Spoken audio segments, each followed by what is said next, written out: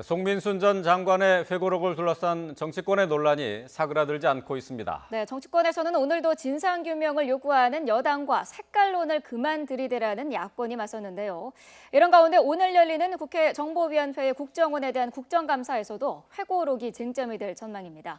국회로 가보겠습니다. 이형원 기자. 네, 국회입니다. 네, 오늘도 여야가 회고록 논란을 둘러싼 공방을 이어가고 있죠.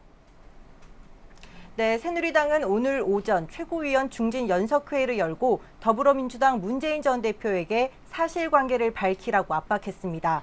회고록에 나온 대로 지난 2007년 유엔 북한 인권 결의안 표결 과정에서 기권 결정을 할 때 북한의 사전 의견을 구했는지에 대해 입장을 밝히라는 건데요. 문 전 대표가 기억이 잘 나지 않는다며 분명한 입장을 표명하지 않고 있는 것을 지적한 겁니다.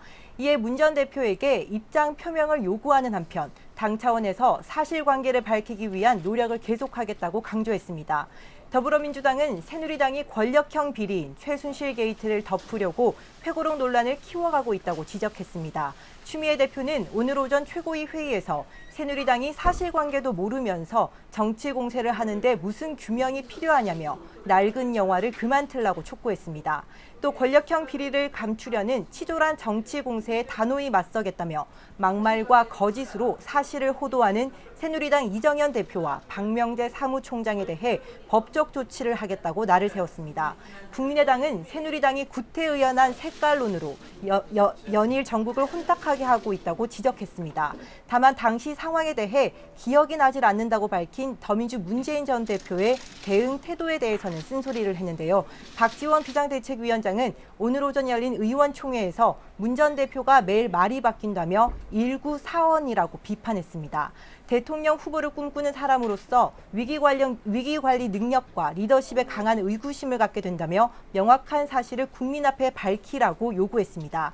한편 오전 10시부터 시작된 국회 정보위원회의 국정원에 대한 국정감사에서도 회고록 논란이 쟁점 가운데 하나로 다뤄질 것으로 보입니다.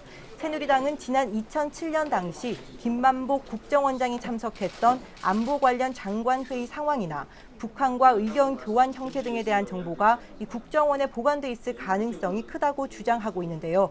하지만 김 전 원장에 대한 증인 출석에 대해 여야 합의가 이루어지지 않아 이를 규명하기는 쉽지 않을 것으로 보입니다. 지금까지 국회에서 YTN 이영원입니다.